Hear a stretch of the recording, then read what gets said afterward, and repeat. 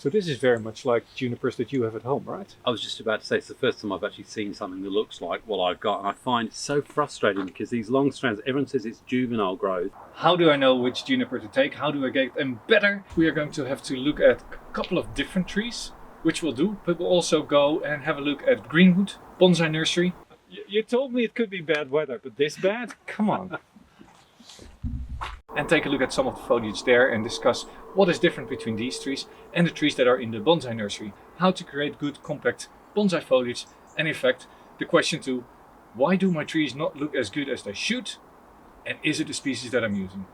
This and more in this video, a collaboration with Xavier from Xavier's Bonsai Retreat on top of the garden. So using the right species of juniper and pruning it like this systematically creates this nice dense, compact foliage. Everyone says, oh, always look to regrow your branches and the juniper will do this. So am I safe to basically, well, I want that what's to be that, Xavier? your branch. If I can come to your garden and explain it on your trees because you are concerned it doesn't work, put down the scissors. I will be right there. Don't do anything, don't you move. Oh no, never gonna make it in this way. Als Leverkusen eine Viertelstunde plus 6 Kilometer stoppen. Right, made it to the UK. Let's see whether we can find a cab somewhere here. Hope I'm not too late yet. I don't know what Xavier is up to. That might be something. I've just missed it. Hey, hello, this is Jelle growing bonsai, and guess where I'm at? I am not at home, I'm at Xavier's Bonsai Retreat, and we are working junipers. He was wondering, how do I know which juniper to take? How do I get them better? And if you want to see what we did to this juniper, watch another video. At the end of the video, I'll link through to Xavier's channel and this specific video on how to improve an Ittoigawa juniper. We're working this Ittoigawa. Why? Because he has lots of challenges with juniper, and I'm here to tell you today his trees and your trees, and I'll tell you why. Now, if you look at these junipers, and if you don't know them, I really recommend to go over to Xavier's channel, and I'll put a link to the exact video down below in the description. You see these junipers here, and they have very open, sparse foliage. And you could imagine that this is because Xavier is just not feeding them enough. But no, that's not the case. These are well fed, these are in a good location, they get lots of sun, yet the foliage remains really open. That is nothing to do with the care, that is exactly to do with the variety of juniper.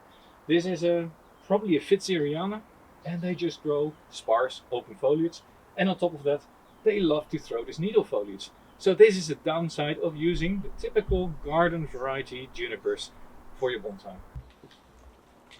I can't see myself. You can't talk. I can't. This, I think it's a false cypress, and it has been the sickest thing ever. But over the last couple of years, I've just ignored it. I put it into a better substrate and left it in the garden, and it has just flourished over the last couple of years. And I was just getting to the point of, you know, can I do something with it straight away that that would just improve it almost immediately? Because I really, really like how it's come on. But and I saw you, and I thought, do you know what? Maybe Jelle, you've got an opinion. You see how your tree has two tops? Yeah, this is what I'm talking about. Corin's, what is it called again? Greenwood Bonsai Nursery. Bonsai. And you look at these gorgeous trees here. So this is very much like junipers that you have at home, right? I was just about to say, it's the first time I've actually seen something that looks like what I've got, and I find it so frustrating because these long strands, everyone says it's juvenile growth, but I know... Well, actually the juvenile growth is what you see here, right? This is with all these needles on it. That's really a sign of a tree that is recovering from some stress. So not necessarily just all these long... Yeah, but it's... I keep saying, everyone says, oh, you've got to point them up and wire them so they come up, but they just always seem straggly and drop down. But you see that even here, they are struggling to keep this foliage nice and tight. This is really just a variety of juniper that grows wide and open, and they're suitable for very big trees because then looking at a distance in profile it looks okay, but it's difficult to keep these nice. You constantly need to prune them back, you need to keep this wired out. It is healthy enough that you see here young sprouts coming out. Yeah. But as a whole, these type of junipers, they are not so great for bonsai as these Chinese junipers that has this nice compact foliage by itself. Needles at a certain point compact again, and then you get scale foliage. If you try to prune out all this needle foliage, all that the tree will do is compensate for it, and by growing more of these needles. So just let it grow. You see the whole branch then gets these scale foliage again. Over time you see that the scale or the needles here start to dry out, and you can just pluck them off and you get nice smooth brown branches. With increasing health you'll then get backbudding here, and you can prune back to a more compact growing form. So you always need to allow the tree to extend, and then you can compact again. The question is, of course, So you're basically always fighting almost against the tree all the time to try and create the bonsai. which is nice if you think that bonsai is easy. Are you that good at bonsai that you use a species for bonsai that makes your life more difficult? This is something I see on a lot of beginners fora where people say, oh, I'm going to try this species. Hardly anybody uses this for bonsai. I am going to do it. Well, if you don't see a species used for bonsai all that much, there's probably a reason for it. But if you're struggling to make good bonsai, why would you make it more difficult by taking a species that is already difficult? Is that what you're sort of suggesting I might have done?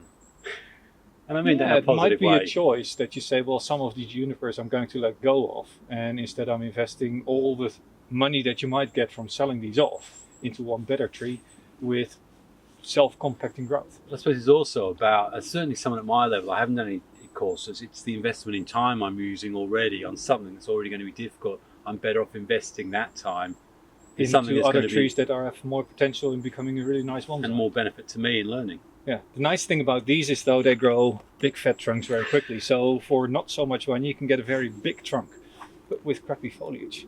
I would actually take this one and I'd graft Ittoigawa on it. I would just take branches of an Ittoigawa and I graft it on this tree so this one can grow out as an Ittoigawa for the rest of its life. You've done a video of that. I'm sure I've seen something where you've done Well, a if grafting. you've seen it, I've done it. Now what would you do instead of these garden variety junipers? These are Chinese junipers and you can see the foliage looks very, very different from yours, right? Well, it's And completely your different. trees, they also have these long whips. Yes. The problem with your trees is that they only have these long whips. And that is not because of your care. It is actually this species of juniper. You see, this is this year's growth. Yeah. And last year it grew these tufts on here. But they're now fattening up. So if you just take out the tip here, this becomes a compact foliage patch already. So you don't actually need to do a lot of pruning.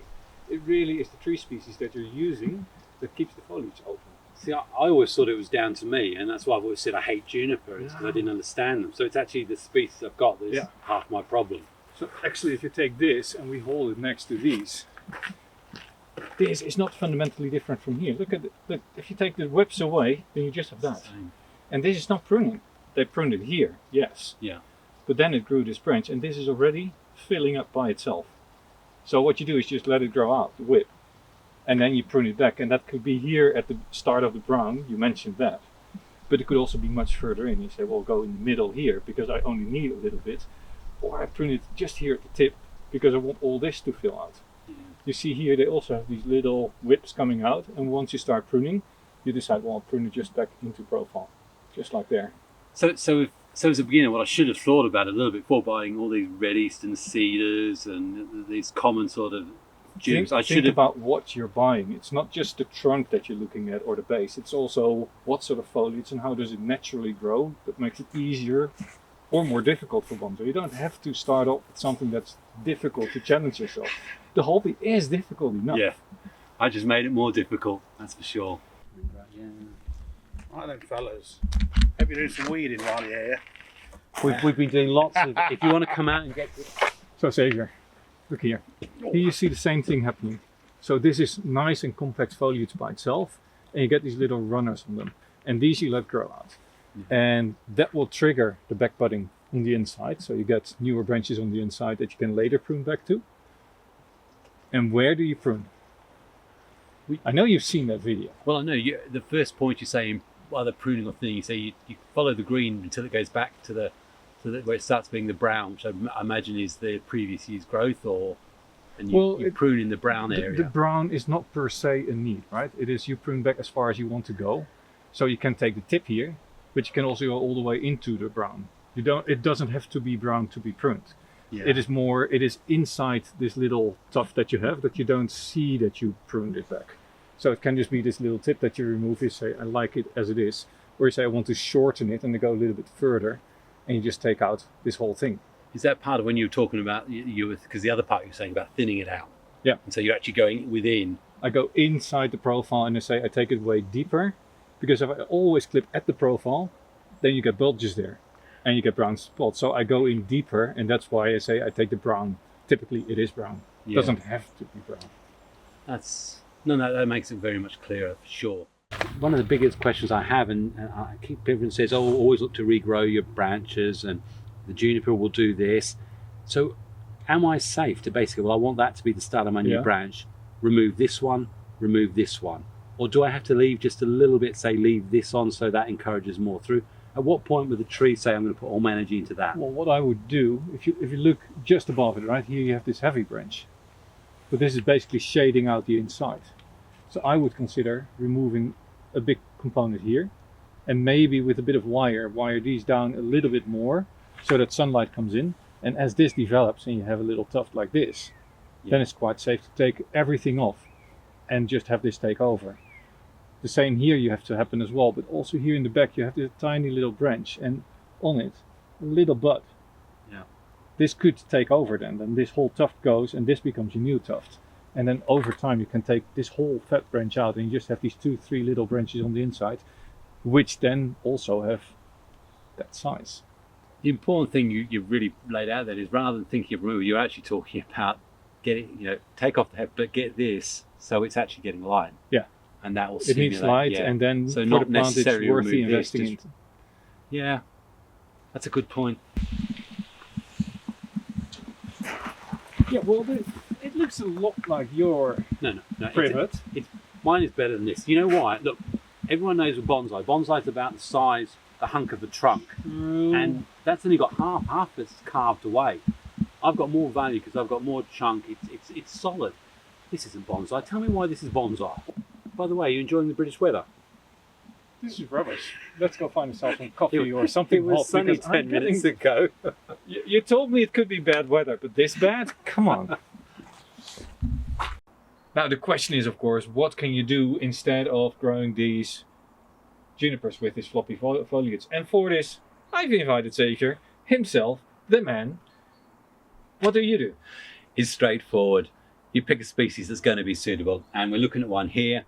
It's Ittoigawa, or a Chinese juniper, which has got this lovely, lovely, tight, compact foliage already. You don't have to build those pads. And if you're someone like me who's still learning and developing his skills, this is absolutely perfect. So I guess that's it. Now you know why your trees might suck. Get a better species. Don't try to invent which variety of species is good for bonsai. It is known. Get one that's suitable. You don't have this, but you'll get that. Thank you for watching. Keep growing bonsai. God bless. Cheers. See you next time.